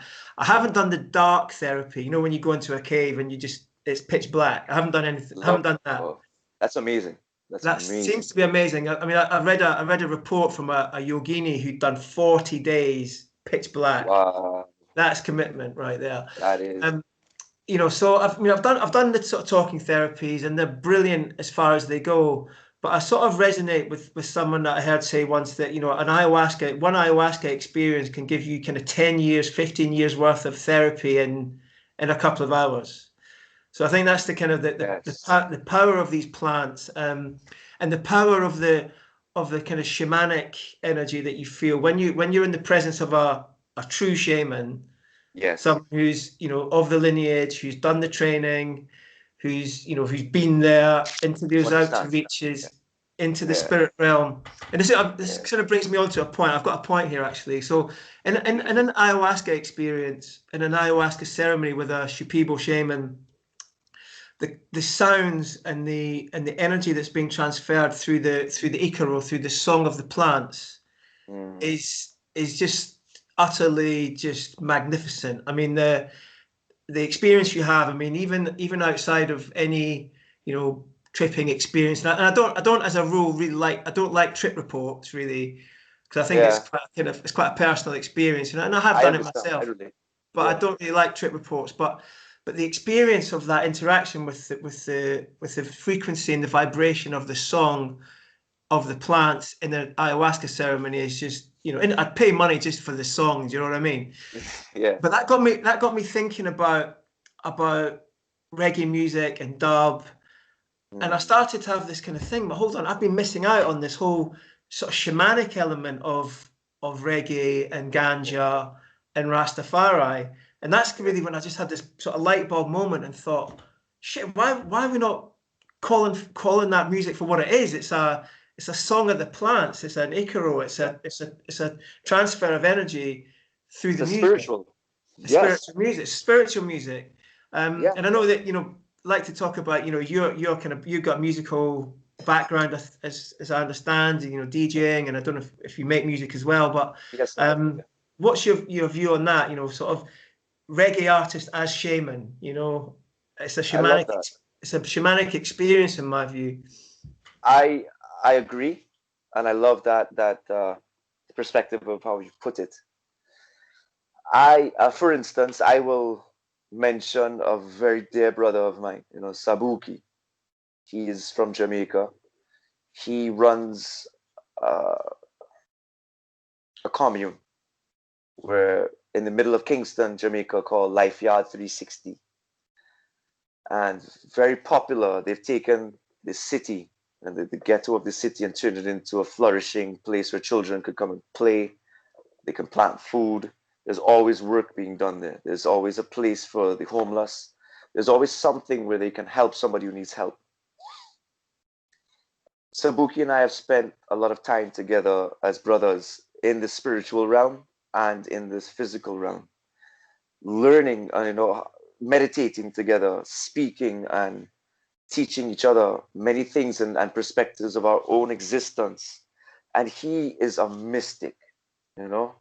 He is one of the most solid Rasta members of the house, the mansions of Rastafari. He's one of the most solid and heartfelt Capricorn members, that I have come across, and I love him very dearly. He has shown me the shamanistic side without speaking much of it in that manner, And something that I have personally found with reggae music,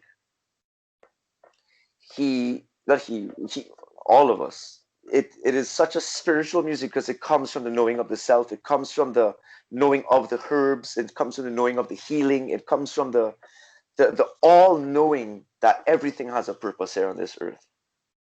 And just as the shamans were taught how to get into that realm of the individual, so is Rasta man. Rasta sees truth within the lies. Rasta sees the energy.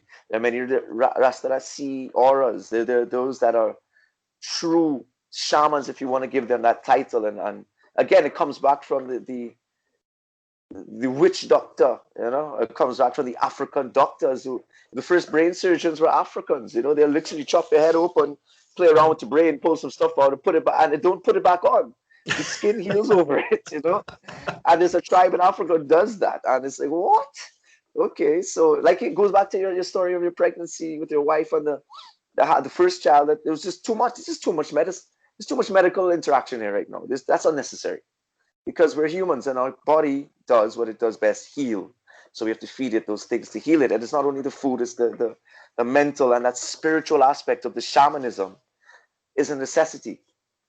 And in Rastafari, there are a lot of mystics. That's why I brought up mystic in the first when we started this. And you see, Selassie was not really a mystical man, yet he had mystical powers. There were things that were spoken of people that observed. And again, there's always hearsay, but the power that lies within us that we have seen and we know we can obtain and do things with, manifest. To what level of the infiniteness of it all we don't, some people or many don't really push. I push those boundaries. And in pushing boundaries, I've seen things transpire with the shift of winds, the shift of lightning, the shift of just being aware that, okay, it's a possibility because I know it is. And it was said that Selassie landed the planes of Mussolini by pointing at them and landed them on the tarmac by pointing them down safely. He didn't have to shoot them down. And again, this speaks of the power of man, because we have to remember in the book of Enoch and the book, these older books that are taken out of these newer Bibles, which are all just BS, just anybody there reading a new Bible, don't take it word for word, It's, you have to go back to the ancient truth to see that they changed a lot of things up and took a lot of books out. But it goes back to the shamanism of the ancient prophets. They were all shamans. They were all doctors of the spirit. They understood how to heal. Yeshua healed by touching, by speaking, because he knew that he healed himself. If you could heal yourself, you could heal. If you could get over that fear, you do everything, and that's what shamans are. They have no fear. And if they do have fear, it's a fear of the ego. It's not a fear of their power. They know their power, and that power, everybody has a different power. Everyone has a power of healing, power of speech, the power. It's all healing, but a different perspective. So yes, I'm gonna say yes to Rastafari and shamanism in the fact, but not in the manner of which it may be documented by other cultures. But in the and again, it's not a mysticism. It is the mystical aspect of man, which is the first creation point of man, where I went back before Adam, where is the etherical man, the spiritual essence of man before clay was formed around us. The water, the first thing created on earth was known in science and said to us by scripture is water. And we're what, 75% water. Therefore, we're water having a human experience. Water carries memory, water carries energy, water is energy, water is conscious. Water can destroy, water can heal. Without water, we die. With water, with too much water, we die. It's all balanced. So again, water is such an empowered element, just as fire. There are people who can snap their fingers and fire come. I've seen it. I've seen people rub their hands and fire, because it's an element that comes out of nothing, because it's already there. It's a reaction. We can make those reactions, and it's just how deep we can go within ourselves. And Rasta goes very deep because there's no limitation. There's no limitation to the philosophy of which you live by, because again, it goes back to, well, Rastafari was the king of earth and is the king of earth, rightful ruler, because he ruled earth in a manner that everybody, not ruled, he led earth, a true leader of empathy, completely different to all the businessmen that are ruling over earth right now. So yeah, shamanism is a big thing. Again, King Solomon, if you want me, if you want me to add, going back to King Solomon there, where'd you go? There, my fault, my bad. King Solomon was a wizard. He has a book called The Keys of Solomon, and before anybody jumps to go and read this book, educate yourself on King Solomon. This is a very esoterical book of magic, and it is very serious because you will call upon yourself a lot of evil entities. King Solomon captured 72 demons and put them in the little genie bottles, you know, the jinn. You know? So he wrote this book to his son, you know, he's one of many thousands, hundreds of sons and daughters he had. He wrote this book to one of his sons who was going to take his lineage, his place, because he was, you know, the real rightful ruler. Many sons, but only one was the rightful one. So he speaks of every demon that fell from the heavens above, which were the fallen angels. The 72 of them, but fell with the angel we know as Lucifer. And he speaks of these angels that he captured them, but he had to show them that he speaks that they rule over this earth. They are the powerhouse. There are some who are king demons. There's some who are weak. There's some who are jesters. There's a court of demons, a hierarchy. And the most evil of all is the evil one, the serpent, the Satan, which is all of them combined, you know, into this evil force. And he shows you that they built the Solomon temple. They're the ones who built it. And it's actually human beings. It's demons within humans. And who got them to do what he did by saying, I am of the Most High and my power is within me. And you answer to me, I don't answer to you. So that in itself is a form of wizardry to capture that essence and take it out of people and put it into, you know, these lamps that in Islam now comes and tells us about the jinn. And the jinn is translated as genies, you know? So, yeah. Oh, geez, I'm at 5%. Where's my battery going? I need to get a charger. You give me 2 seconds. Yeah, I mean, cool.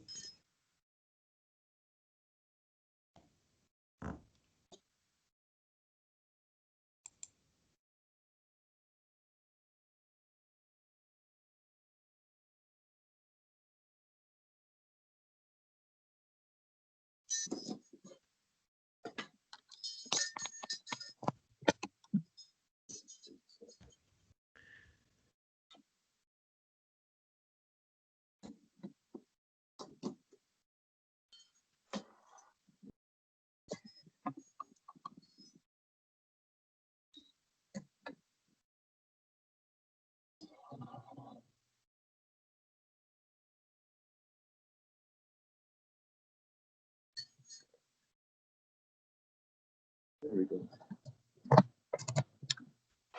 Good to go. Apologies. Cool.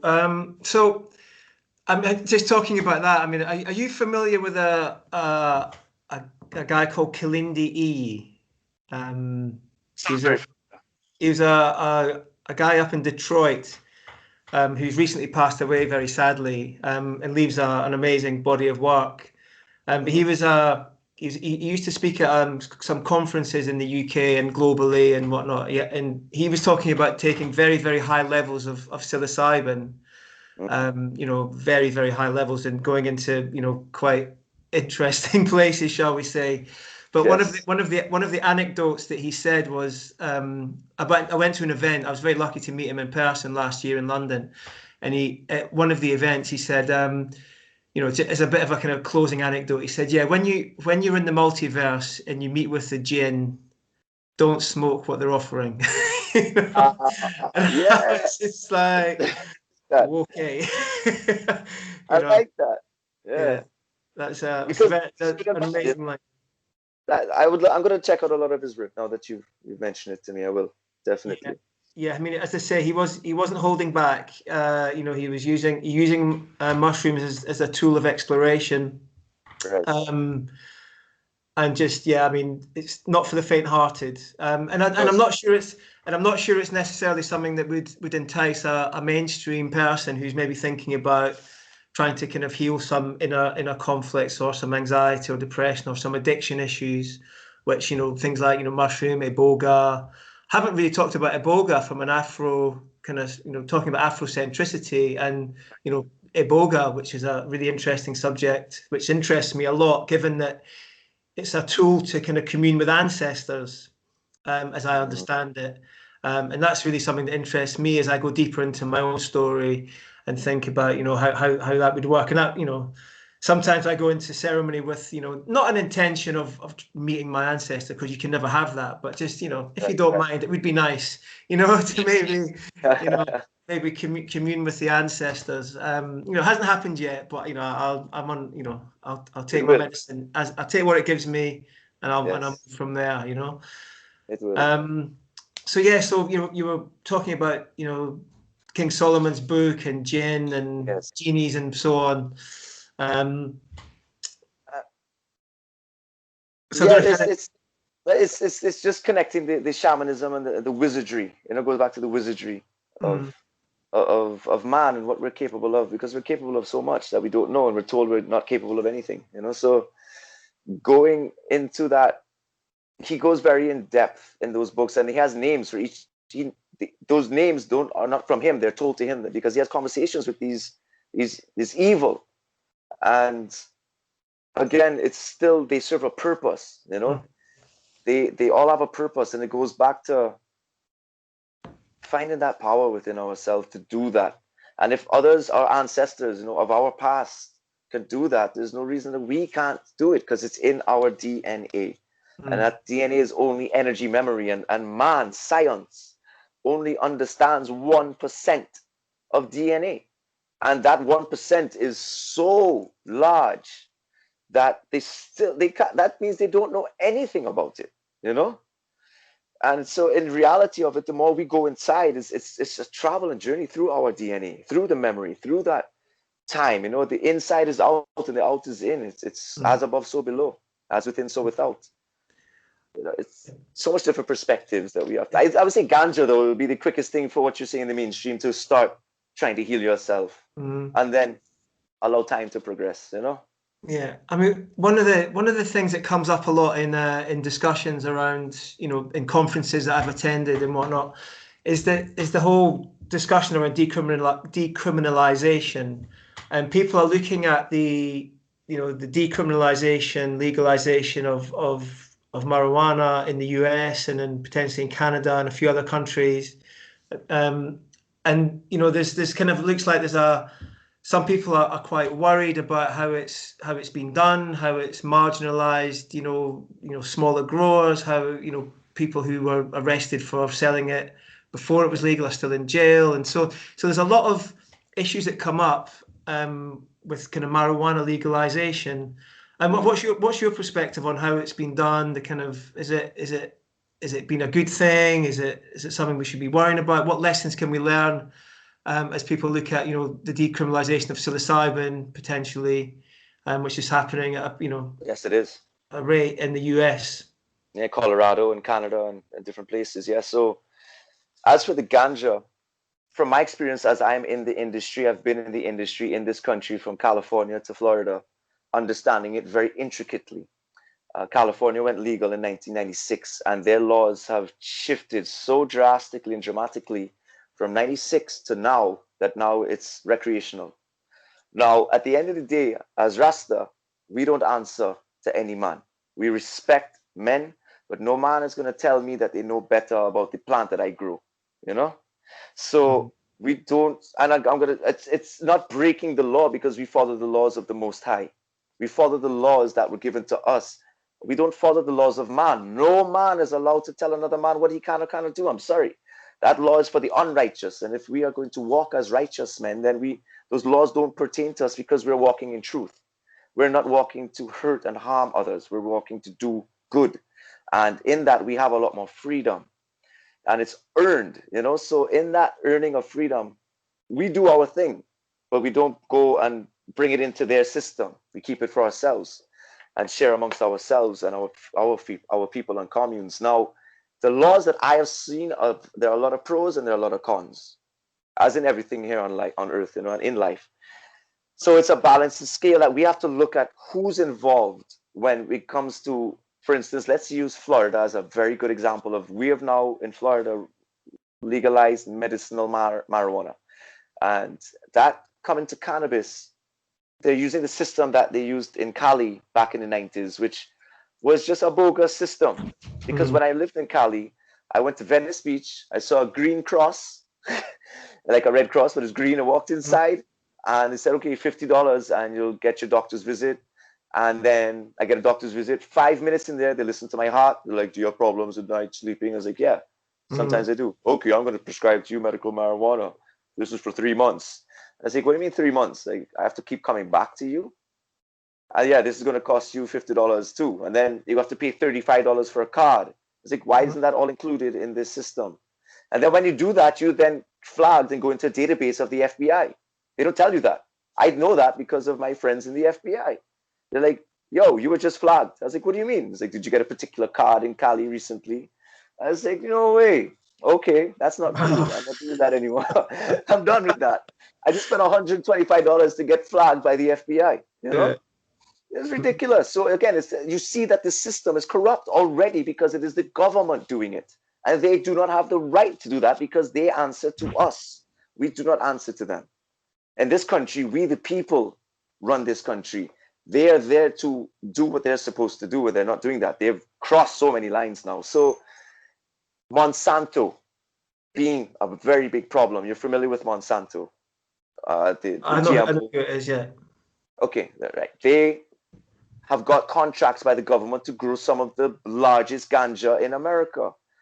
All GMO, all anti-resistant to pest. When you're smoking that and eating that, you're going to kill yourself. And people are now getting sick from that ganja. And you can look at it and see it's different.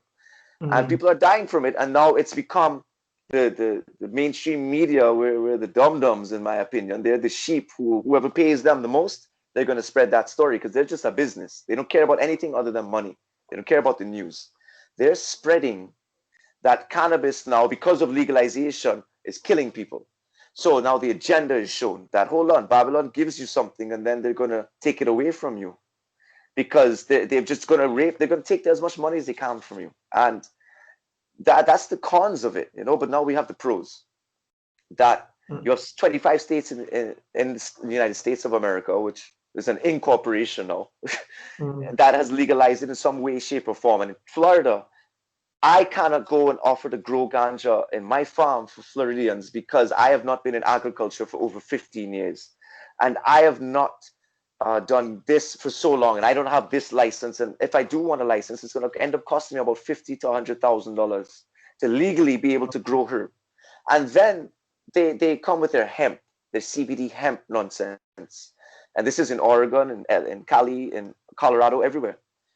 If you grow hemp, and it is above 5% THC in that hemp, it's now known as hot hemp. So if you have a farm of 220,000 pounds of cannabis hemp, and that 18,000 pounds of that has 6% THC, or even 8% or whatever, you cannot sell that legally on the market of the United States. You cannot transport it. They can, if you do, they are allowed legally to take it from you. So you see where they give you a system and they take away your rights of the system of which you paid them for.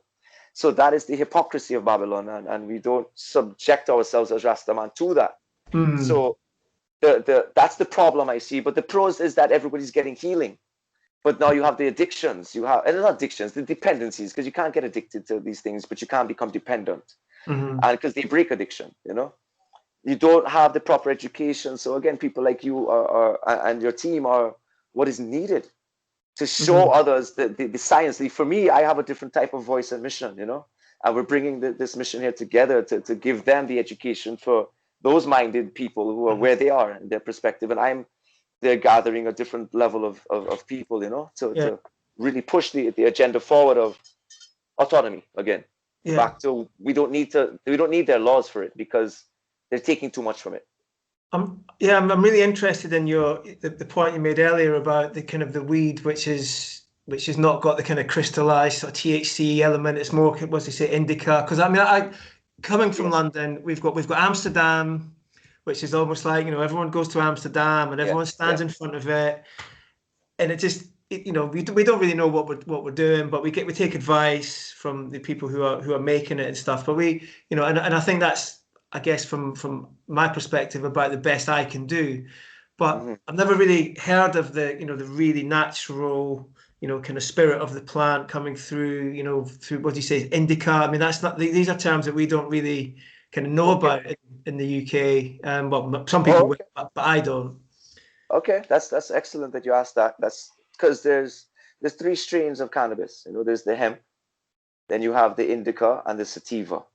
Mm-hmm. So the indica is the original strain that is a very uh body lazy, get you down, relaxed, kind of ready for sleep. That's more of a sleep type of medication, or you want to use that to go into a nice meditation, you know, where you Mm-hmm. fully calm your mind and calm your body. Because there's the indica is not, it's, they say CBD calms your body, it does as well, but the indica calms that mind that controls your body. So Mm-hmm. the CBD is low in many of the strains out there, but the indica THC, where you get a little, like the indica you're speaking about, has about 21% THC.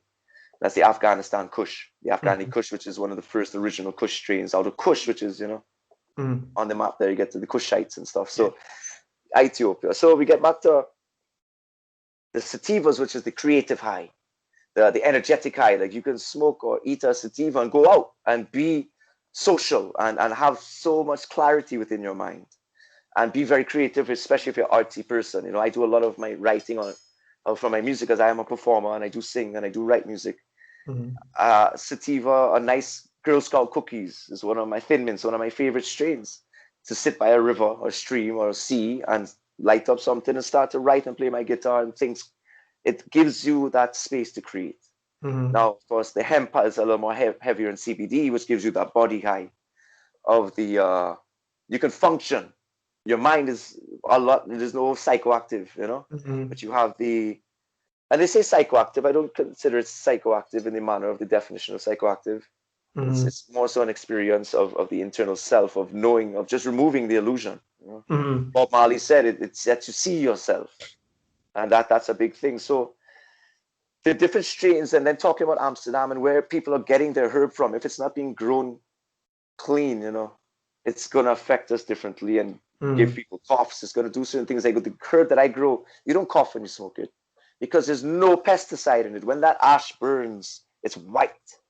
When your ash burns on certain herb and it's black and tarry and brown or whatever, that's because it hasn't been cleansed. It wasn't flushed out for a week or two before they harvested it.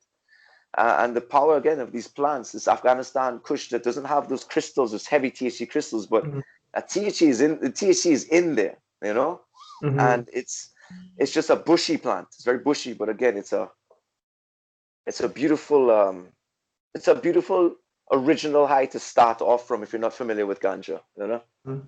If you're not familiar with the ganja, it's definitely a beautiful heavy high if you want that heavy high. But I say sativa is always the way to go. And I know England has a strain that I learned about in Cali called that cheese, you know.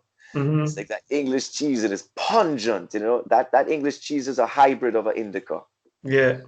So, and I enjoy that cheese. Very, very pungent. Sometimes it smells like rotten cheese, you know. And again, Right. it stink. But that's a heavy. It's a different type of high. You know, that English high is a different high. And then ganja's been so manipulated through the labs and the genetic modifications and the just it's awesome what they've done with it. You know, you have ganja now that grows strawberry, like strawberry, smells strawberry. I have one growing right now called wedding cake, you know, and it smells like a wedding cake, but it's a beautiful sativa. And anyway, it's just there's so much depth into these things. Like you Yeah. see, Yeah. it's Yeah. I've got one really stupid question. Did you used no to play such thing. cricket? Did you used to play cricket? Yeah, man. Trinidad, I grew up playing cricket. I got Yeah. a cock ball straight in my jug, right there, and I kind of stopped after that because I couldn't breathe for like a minute. You know, Yeah. Because that was, I played a lot of cricket. Even in Scotland, I played a lot of cricket. I used to know the old West Indies captain. I played with him. You know, a guy called Jimmy Adams. He was a West Indies captain for a long time. He was a guy that I played cricket with when I was younger. I grew up watching that West Indies team of the '80s. You know, Viv Richards. You know, yes, all the fast bowlers and stuff. Yeah, yes. loved those guys. Ambrose. Yeah, I met a lot of them. Curtly Ambrose. I think that's more the '90s in my childhood. Curtly Ambrose and Brian Lara. I Yeah. know Brian Lara personally. My Wow. father is after he hit that run for six, it was my father designed his bat because my father's a designer and did a little design. He came to the office at the time in Trinidad and really Wow. you know, yeah, like, yeah, that and football and real football, you know, not American hand egg, Yeah, that yeah, football. yeah. You know what football is. And I know where. yeah, Russell Latterty and Dwight York, you know, Dwight York and he trained me, you know, and I met Dwight York a year or two ago in Tampa. He came up here and spent some time with him. And some guys that played for the national team are very close with Marlon Rojas and Tiger. And yeah, man, these are guys that are in FIFA, you know, and they've got the game, you know. I love it. Mate, You know? connected, man. I love it. Well, look, man, I think we haven't even scratched the surface of many things, right? But um, I think it's probably I'm going to kind of probably I've got stuff that's happening. I've got to go. I understand. So, but mate, honestly, it's been an education. You know, just the depth and the subtlety of your analysis, amazing. Knowledge second to none, man. It's been such an eye-opening thing for me. You know, and I really hope this comes out well, and we can cut it up, and we can get people to watch it long form, and sort of start spreading the information and getting that knowledge out there to the people who really need it. Because as I Yeah, say, and I feel, but guilty is the wrong word, but the kind of lack of information that surrounds the whole area of kind of Rastafari and the plant medicine scene as well. I think this is going to be a great start, and I can't wait to send this out to people and start getting the conversation moving. And if you're up for it, I'd like to go again and maybe chat about some other stuff, because there's so many other things we could chat about. I would love Um, to. I'd love to. Yeah, I love your energy and the format of which it flows. And I love the way you ask your questions, because I've been on so many different podcasts and things that people don't have the passion that you have.